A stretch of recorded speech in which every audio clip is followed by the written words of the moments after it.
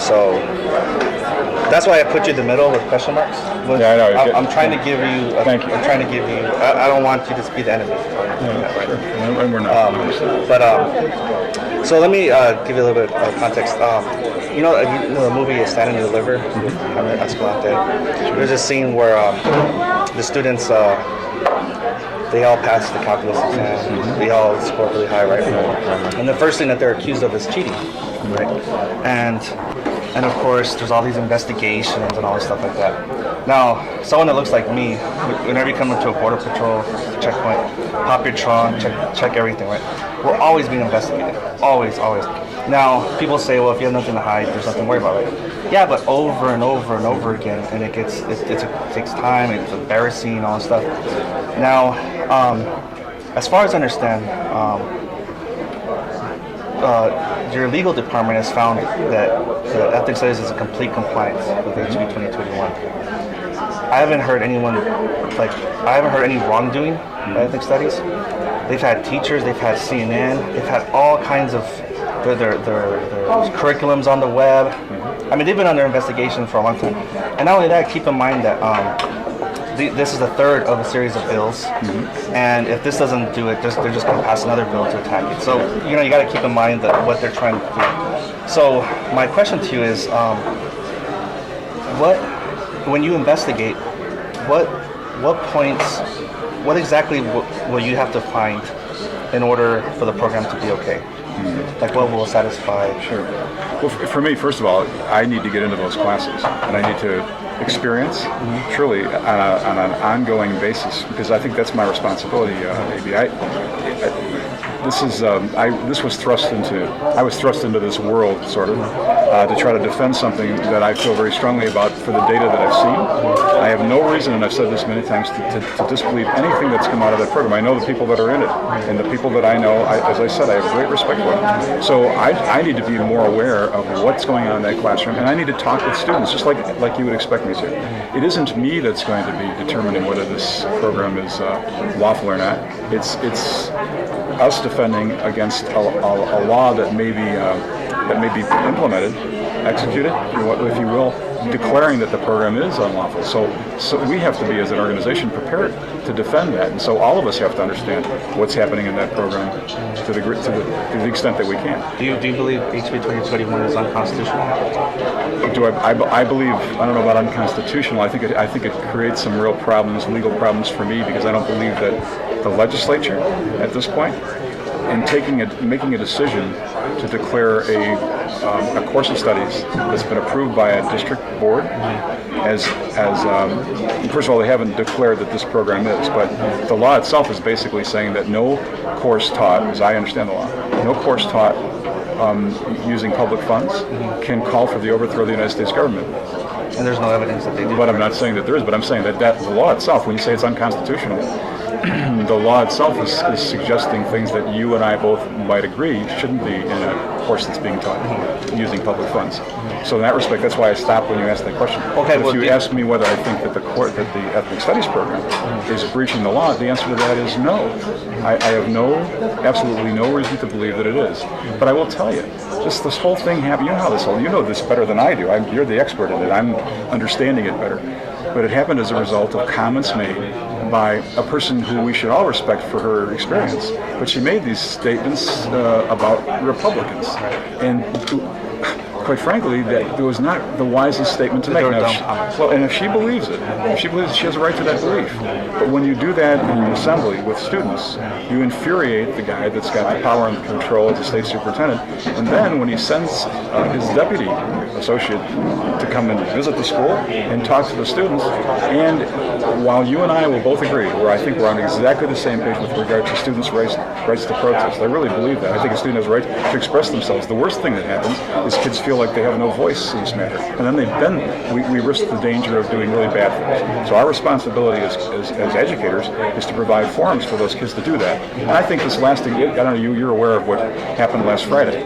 we had well, there was, but if you notice what happened, the principals in our schools did what was right. They encouraged the kids to stay in school. That's where they belong, and their right to assemble and their right to express themselves can't be breached. We can just do it in the right way. So we've got to provide opportunities for kids to do that. So we're not on the opposite side. Well, so what I'm wondering is this: like, why can't so you said Hubenthal's going to give you 30 days, and then once the bill also says that once they find you non-compliance, you have 60 days, right? Mm-hmm. So I mean, you can last the whole spring semester more or less.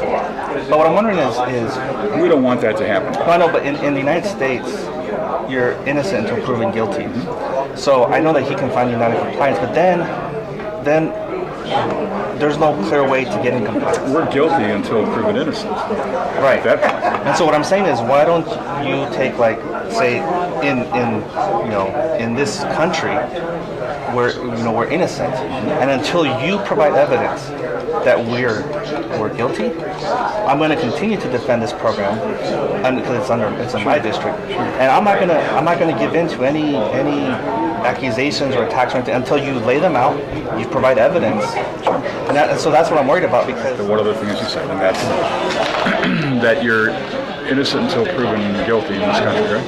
I would agree with that, except that the way this law is written, it gives authority, really unbridled authority, to one person, and that's the State Superintendent of Public Instruction. As I said to Augie and Sean, we've had these conversations now last week again. I met with both of them to talk about what we're going to do and how we're going to approach this as an organization. I need to understand their perspective, and we need to start working together since now I'm here.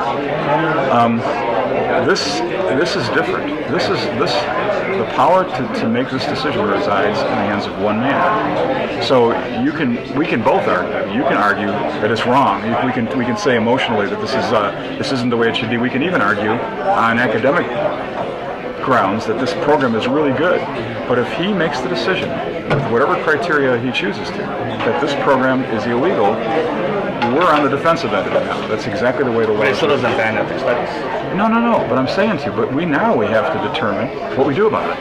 All right. So and at that point, we find out what are you basing your decision on. And I think that's legitimate. What are the criteria that you use to declare it illegal if that's what happens? And then we go from there. My hope is, after having talked to Mr.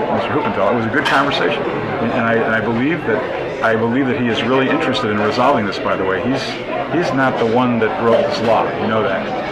Mr. Hubentthal is not the one that wrote the law. Did you see my interview with him? I did an interview with him. I don't know. He was reading, for example, Russell Pierce has, in the last session was numbered SB 1097. I don't know if it'll be numbered this session. But it's basically the same thing, 10% budget cut for districts that don't investigate and report the citizenship status of their students. But please don't lump John, I don't mean to interrupt you, I'm sorry. But don't lump John Hubentthal into that group, because he isn't the same political position as some of these other people. I know them well enough to know that he really is not in that camp. He is a Republican, and he does believe in certain fundamentals. He does believe that if the course, this is his position, and I really appreciate his willingness to discuss this. I think that's what we've got to be doing. He does believe that if the course calls for the kinds of things that the law says we cannot do, that he will fight vehemently to make sure that it doesn't. But there's room in his way of thinking, in my conversation with him, to have a conversation about that. Let's discuss what those things are. Let's take a look at what goes on in this course in a more open, honest way. And he's willing to be a part of that. That's all you can ask from somebody, especially somebody that's got the power to simply say no. This is a political issue. It's as much a political issue as it is, in the minds of everybody involved, a moral issue. If you listen to the people that are opposed to this program, what are they saying? They believe morally that this is wrong because we're doing something to our children that they believe harms them. If we listen to the people on the positive side of this issue, they believe that eliminating it is morally wrong. But the right wing has no evidence. But they'll say the same. Maybe I'm just telling you, they're going to say the same thing about people that believe vehemently in the program. They're going to say that you're paralyzed by your beliefs. They're going to say that there's no reason in this at all, and that in fact you're tolerant and acceptant of behaviors that they believe are not acceptable.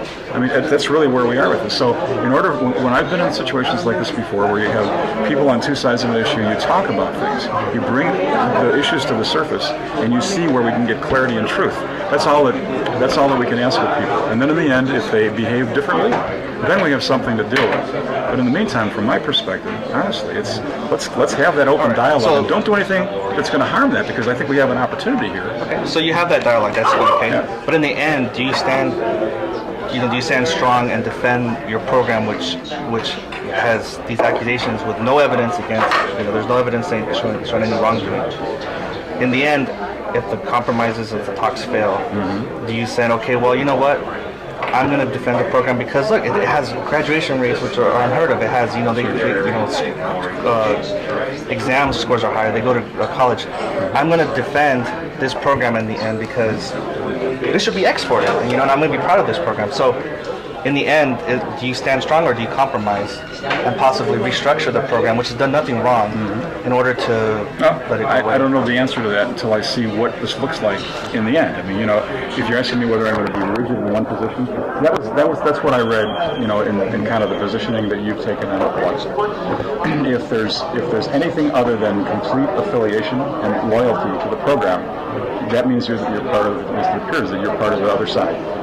It's not the way it is, from my perspective, in a lot of things that we have to do. I may want to see something happen exactly the way I think it should be in the purest form, but in the end, sometimes, compromise is an interesting word. I think we can hopefully reach some consensus on the things that we all agree are important. For example, if we're doing, as I've said all along, if we're doing really positive things for a population of students, for our students that traditionally we've not been successful with, how do you abandon those things? You've heard me say that. If you were there at the forum that night, aren't you?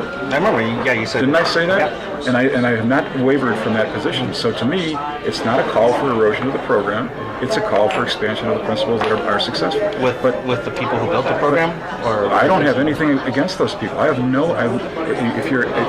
you have information that points out that these people are under assault because of who they are, that's not anything that I feel.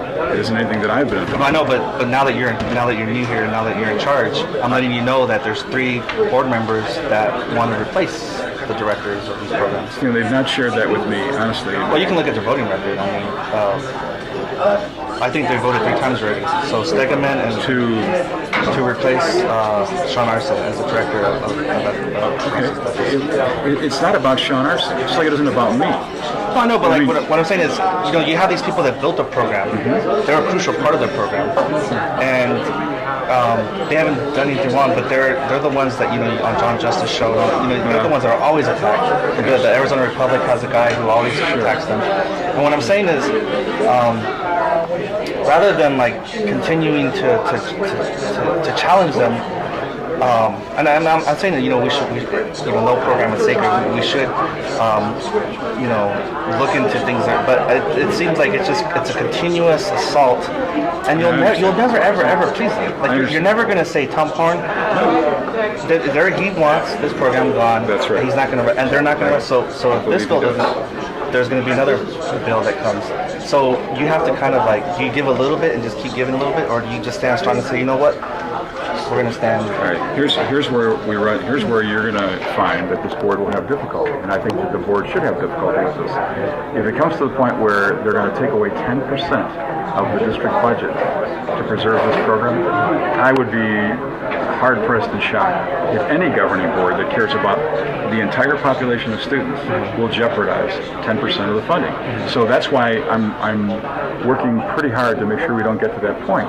That's really what the reality is. And so if you're asking for absolute decisions, and you're saying it's about the people that join, and you're trying not to see these people be victims in this process, I agree with that. I would hate to see that happen. But it isn't about those people. It's about the program, and it's about the things that we're doing for students. For me, that's the way it's always got to be with any program. So I'm not saying sacrifice Sean or sacrifice Augie. Quite the contrary. I like both those guys. I think that they're not only well-intentioned, but they're smart. They've been involved in this from the very beginning. I believe that their hearts are pure in terms of doing what's right for kids. So they, to me, are not the enemy. All right, but I've got you're asking me for for things that haven't been involved in enough to the point anywhere where I can tell you what my affiliations and loyalties will be after I get a chance to be here with you for a while. But what you can trust is that I'm not coming with any predisposed opinions, that I'm believing what I have read and with integrity. That's what I've got to do. So trust that. Okay. All right. Well, I've got to go. I've got a class tonight. I'm sorry. I've got to get ready for it.